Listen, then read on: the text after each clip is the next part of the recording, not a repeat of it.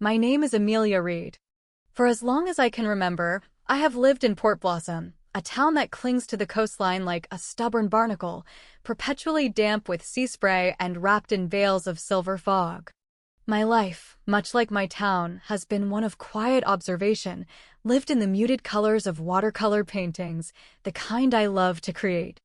I am 17, and for years, my primary role in our family has been that of a curator, tasked with maintaining the flawless exhibit of our lives. My mother, Catherine, was the gallery owner, and my stepfather, Julian Monroe, was the prized, brilliant artist whose work could not be disturbed. Our house was a masterpiece of his design, a modern structure of glass and steel perched on a cliff overlooking the churning gray expanse of the Pacific. It was a beautiful, cold place, a house of windows that invited the world to look in, but which held its deepest secrets in the shadows the sunlight couldn't reach. My job was to keep the silences, to smooth over the cracks that threatened the pristine surface of our existence. I learned to muffle my footsteps, to pitch my voice to a soothing murmur, to make myself small and unobtrusive. I learned that love, in our house, was conditional, a reward for perfection and quiet compliance. The day my carefully curated world shattered began, as it often did, with my sketchbook. It was my only true sanctuary, a place where the muted grays of my life could bleed into vibrant, honest color. I had been drawing a cormorant, its wings outstretched against a stormy sky, but its feet were bound to the rock by a length of golden chain. I hadn't realized how much of myself I had poured into the image until Julian came to stand behind me. He didn't need to say a word. I felt his presence as a sudden drop in the room's temperature. Julian was a man of immense charm and chilling precision. He was a celebrated architectural consultant for a prestigious firm, Monroe and Associates, and he moved through the world with an air of earned authority.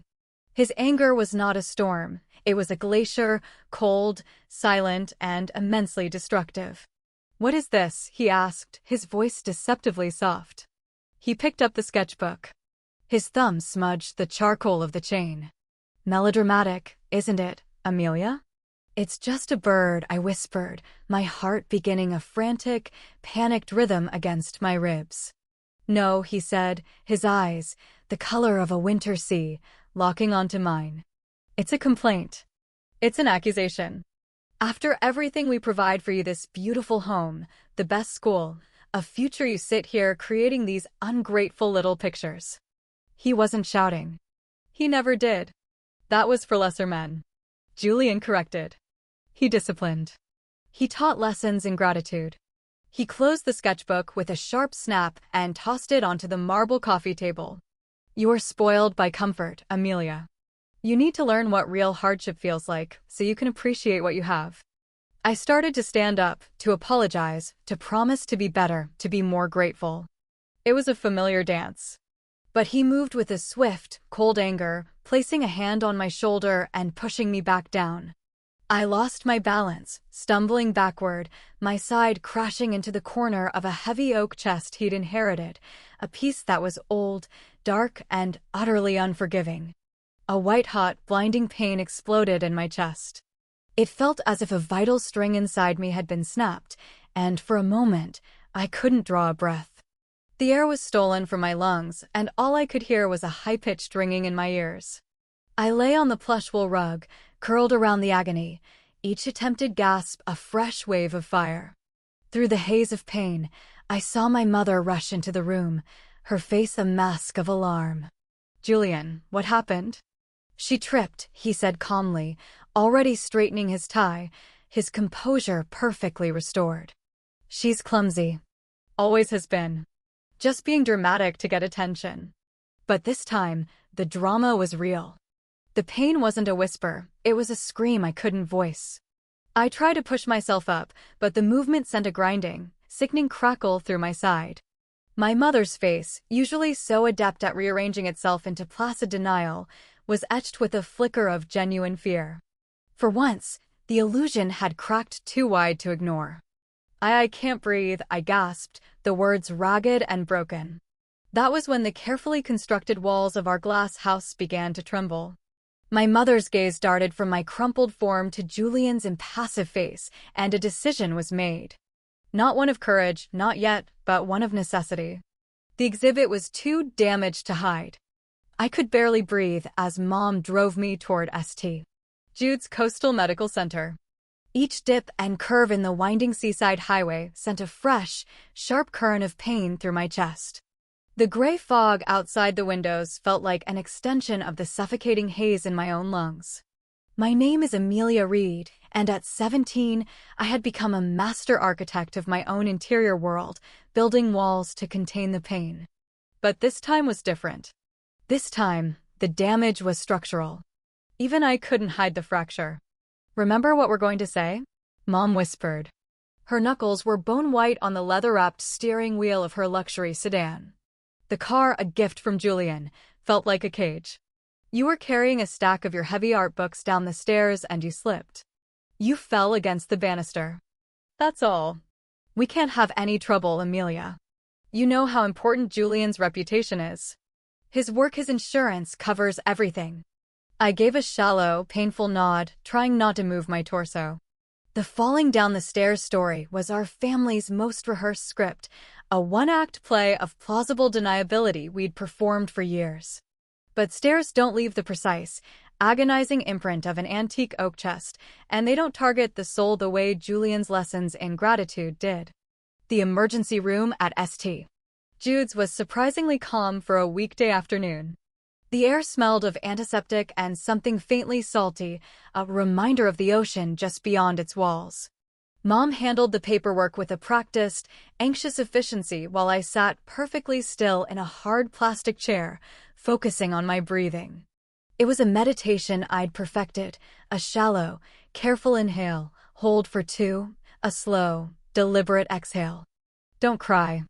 Don't show the pain. Don't tell the truth. "Amelia Reed," a nurse called out, her voice gentle. She looked up from her tablet, a warm, reassuring smile on her face. Mom was on her feet instantly. "I'm coming with her. She's just a little disoriented from the fall." The nurse, whose name tag read Nora, led us into a quiet examination cubicle.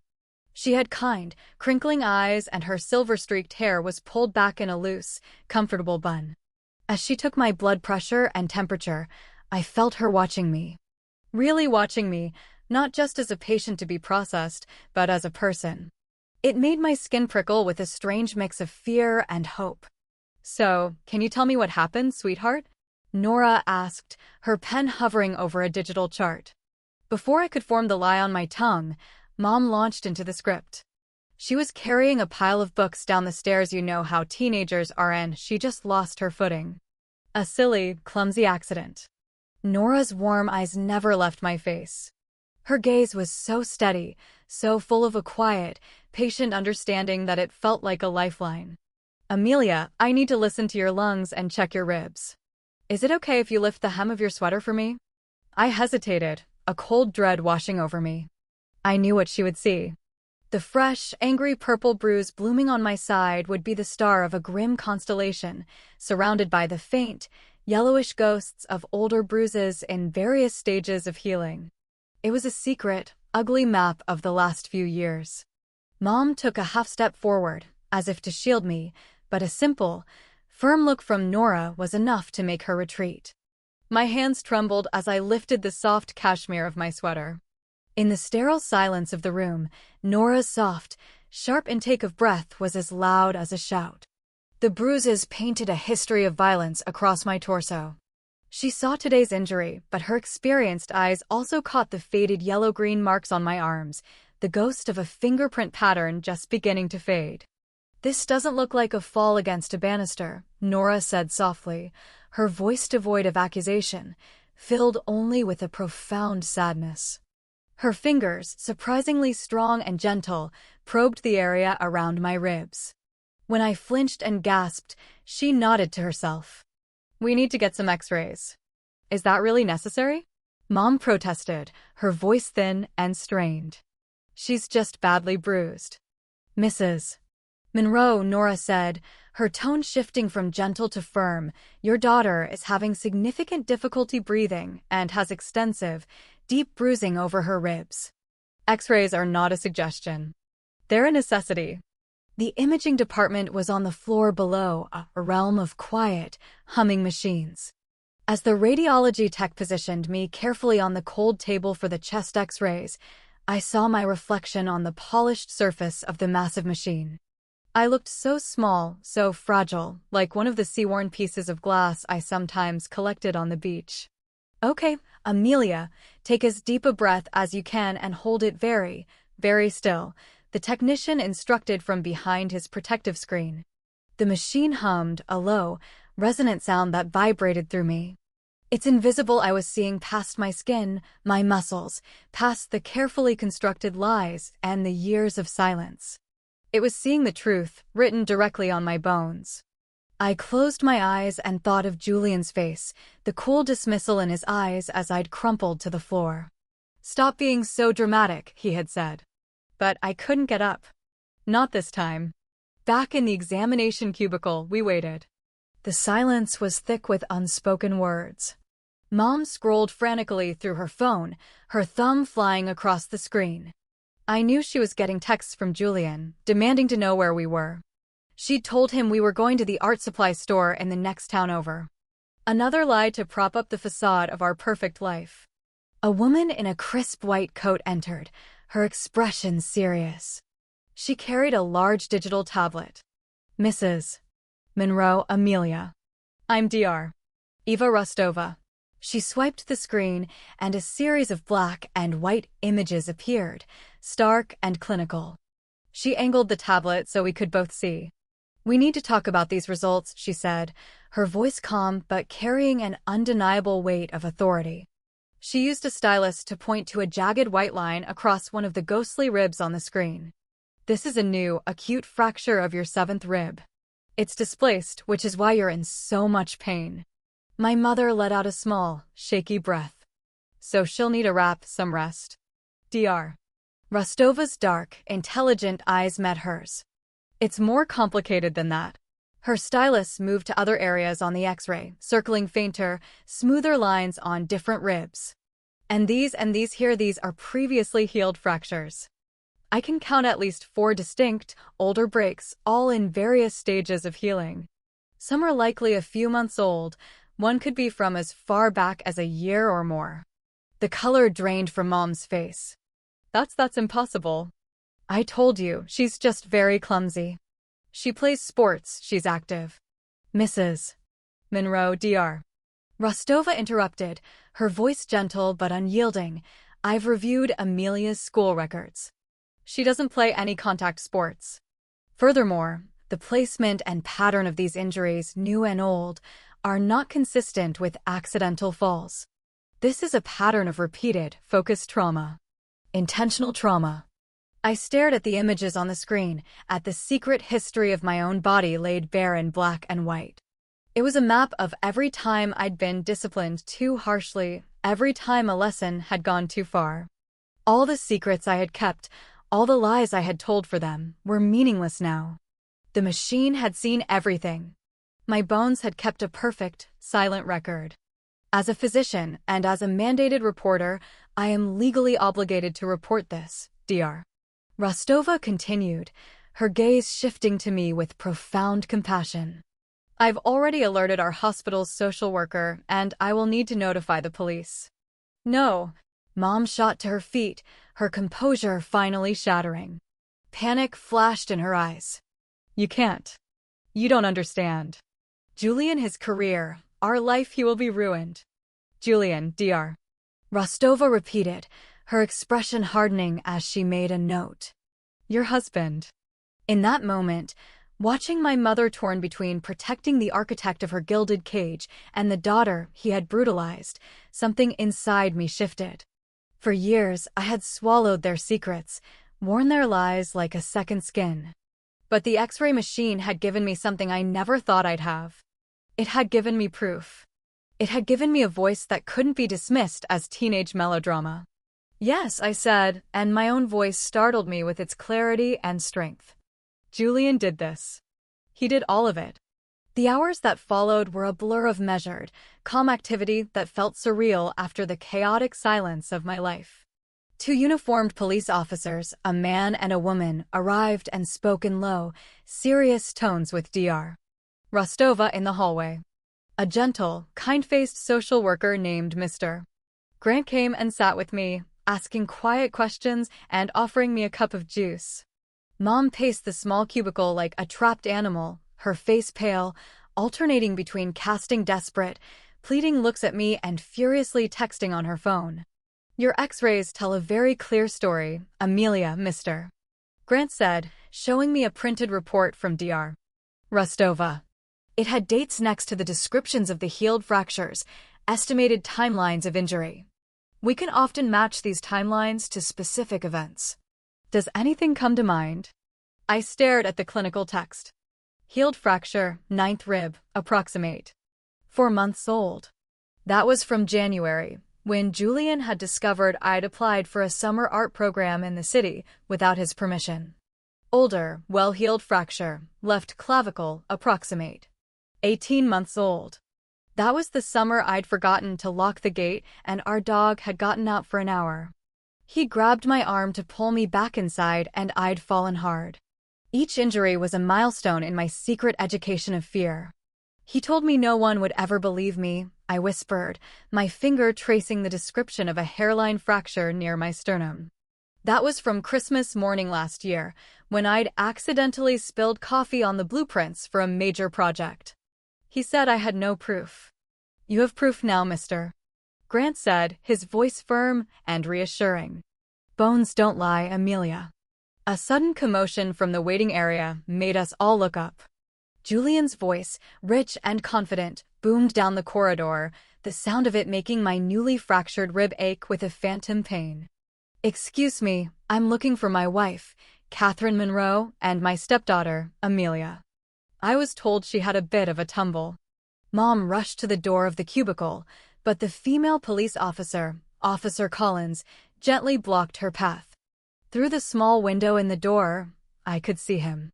Julian, impeccably dressed in a tailored suit, his face a perfect mask of paternal concern. Sir, the other officer, Officer Hayes said, stepping forward to intercept him. We need you to come with us. Julian's charming smile faltered for a fraction of a second. I'm sorry, officer, is there a problem? My daughter fell. I'm here to take my family home. Dr.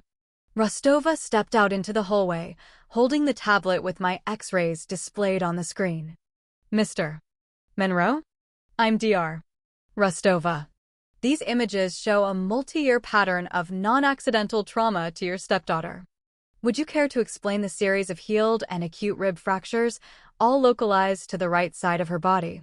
The change in Julian's expression was instantaneous and terrifyingly familiar. The charm evaporated like mist, replaced by the cold, flat hardness I knew so well. It was the face he wore right before he taught a lesson. This is absurd, he snarled, his voice a low growl. The girl is an imaginative, clumsy liar. Catherine, tell them. My mother stood frozen in the doorway, her eyes flicking between the undeniable proof on the tablet screen and the man she had built her life around. I could see the exact moment the truth, in all its ugliness, finally broke through her carefully constructed wall of denial. For 4 other times, she whispered, the words barely audible, spoken to herself. For healed breaks. We also have a statement from your daughter, Mrs. Monroe, Officer Collins said quietly. And we will need one from you as well. Your husband is under arrest on suspicion of felony child abuse and assault. As they escorted Julian, now silent and pale, toward the exit, his eyes found mine through the small window. You will regret this, he mouthed, the threat clear and cold. But for the first time in years, the words felt hollow. He couldn't hurt the truth. The x-rays had already brought it into the light. Dr. Rostova personally supervised as Nora gently wrapped my torso in a supportive brace. You'll need to rest and follow up with our orthopedic specialist, she explained. And Amelia, We're also referring you to a wonderful therapist who specializes in trauma, Dr. Caldwell. She can help you process all of this. What happens now? I asked Mr. Grant, watching my mother finally sink into a chair, her face buried in her hands, her shoulders shaking with silent sobs. You and your mom will need a safe place to stay while the investigation proceeds, he replied. Is there any other family you could go to? Someone away from Port Blossom. I thought of my Aunt Sophia, my mother's older sister. A warm, earthy woman who worked as a potter and lived in a small, rustic cabin 2 hours north, nestled in the redwood forests. Julian had engineered a falling out years ago, calling Sophia a flighty, bad influence. We hadn't seen her in 3 years. My aunt, I said, a flicker of hope igniting in my chest. Aunt Sophia. Mr. Grant nodded, already pulling out his phone. We'll get in touch with her right away. In the meantime, we're admitting you to our pediatric wing for the night. You need observation for that rib, and more importantly, you need to rest. Later that evening, in the quiet dimness of a private hospital room, my mother finally spoke. I didn't want to see it, she admitted, her voice raw and broken. Every time you had a bruise, every time you seemed withdrawn, I told myself a story. I made an excuse. It was easier to believe you were clumsy than to believe the man I loved was a monster. I failed you, Amelia. I looked at her, truly looked at her, and for the first time, I saw not just the woman who had enabled my abuser, but a woman who had been trapped in her own way, suffocated by fear and dependence. You were scared, too, I said softly. Fear is not an excuse for a mother, she replied, her voice gaining a sliver of its old strength, but redirected now. My only job was to protect you, and I didn't. But I promise you, starting now, I will never, ever fail you again. The small television in the corner was murmuring a late-night talk show when a breaking news banner flashed across the screen. My stomach lurched as I saw Julian's official corporate headshot. Prominent Port Blossom architectural consultant Julian Monroe was arrested this evening on charges of felony child abuse, a serious-faced news anchor announced. Hospital sources report that medical evidence, specifically X-ray images, revealed what is being called a long-term pattern of physical abuse against his teenaged stepdaughter. Mom lunged for the remote, but I put my hand on her arm. No, I said, my voice steady. Leave it. Let them see him for who he really is. The night nurse, a kind woman named Isabella, brought me a small cup of lime jello and my pain medication. As she checked my vitals, she smiled at me. You're a very brave young woman, she said. You know, we sometimes call X-rays the truth tellers. Because bones hold the memory of what happened. They never forget, and they don't know how to lie. I looked down at my tightly wrapped torso, the dull ache in my rib a constant, throbbing reminder of the day's events. But it was also a reminder of my freedom. Julian had been so certain of his power, so sure that his word would always outweigh mine. He had built his life on a foundation of carefully maintained appearances, but he never imagined that the truth was hidden deeper, in a place only a machine could see. My bones ached, but for the first time in a very long time, my soul could breathe. 6 months later, I sat on a polished wooden bench in a courtroom, the air thick with the scent of old paper and nervous tension. My rib had healed into a solid ridge of bone, a permanent reminder of the day everything changed. Across the room, on large display screens for the jury, were my X-rays. They were the stars of the prosecution's case, a silent, damning chorus. Each image, each healed fracture, was a chapter in a story I had never been allowed to tell. Aunt Sophia sat beside me, her warm, solid presence a human anchor in the sterile, intimidating room. The day after the hospital, she had driven down in her beat-up pickup truck, packed up my mother and me with fierce, non-negotiable energy, and taken us back to her home in the woods. Her cabin, smelling of clay and wood smoke and pine needles, had become our sanctuary. It was a place where doors were left open, where laughter wasn't a liability, and where my art supplies took up an entire corner of the living room, celebrated and encouraged. The evidence before you, the prosecutor, a sharp, empathetic woman named MS. Grant said to the jury, is not about one bad day. It is about a calculated, systematic pattern of abuse that unfolded over years. The state's most powerful witness cannot speak, but it tells the truth more clearly than any human voice. The state's most powerful witness is Amelia Reed's own skeleton.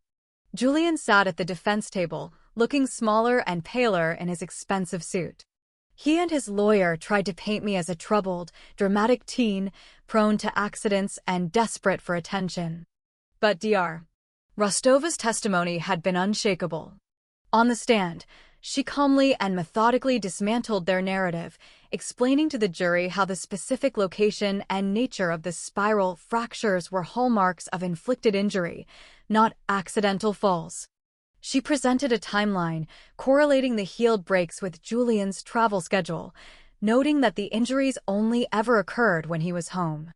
My mother's testimony was the hardest part. She wept on the stand, but her voice was steady as she admitted her complicity, her willful blindness. I chose the comfort of a lie over the difficulty of the truth, she'd said, looking not at Julian, but at me. I was protecting my husband, but I should have been protecting my child. Her public confession was a painful, necessary act of atonement. The media had dubbed the case the X-ray trial. It sparked articles and news segments about the role of medical imaging in uncovering domestic abuse. Medical schools requested the case files to use as training materials for their students. When it was my turn to give a victim impact statement, I chose not to look at Julian. I stood and faced the jury, the 12 strangers who had spent days looking at the most secret parts of my life, both inside and out. For years, I lived in a beautiful house that felt like it was made of glass. I began, my voice trembling at first, then growing stronger. I learned that my job was to be perfect and quiet, so the glass wouldn't break. When it did break, my job was to hide the pieces. What I didn't know was that my own body was keeping a record. A machine saw the truth. I was too scared to speak. Those X-rays didn't just show broken bones. They showed me that I deserved to be believed. The jury returned a verdict in under 3 hours, guilty on all counts. As the judge prepared for sentencing, Julian's lawyer made a final appeal for leniency, citing his client's standing in the community and clean record. The judge, a stern-faced woman with wise eyes, held up a printout of one of my X-rays. Mr. Monroe doesn't have a clean record, she said, her voice ringing through the silent courtroom. He just had a record no one could see until now. The evidence of his cruelty is literally written in his victim's bones. She sentenced him to the maximum term, 15 years in state prison. Outside the courthouse, a small crowd of reporters waited. One of them asked me what I would say to other kids who might be in a situation like mine. I took a moment, thinking of the girl I used to be, the one who curated silences. Truth leaves a mark, I said. Sometimes it's a bruise you can see, and sometimes it's a fracture deep inside. But it's there. Find someone who is willing to look past the surface. Find your truth teller. It might be a person, or it might even be a machine. But don't stop trying to make someone see. Life in the Redwoods with Aunt Sophia became our new normal. Mom got a job at the local library and started attending a support group for families affected by domestic violence. She was learning to forgive herself, a slow and painstaking process. We would spend hours in Sophia's pottery studio, our hands covered in cool, wet clay, shaping new things from the shapeless earth. It was a kind of therapy for us both. We eventually moved into a small rental cottage of our own, just a short walk through the woods from Sophia's. It was cozy and filled with light. My new bedroom had a large window that looked out onto a grove of ferns, and there were no locks on the inside of the door. On the wall above my desk, I hung a framed picture.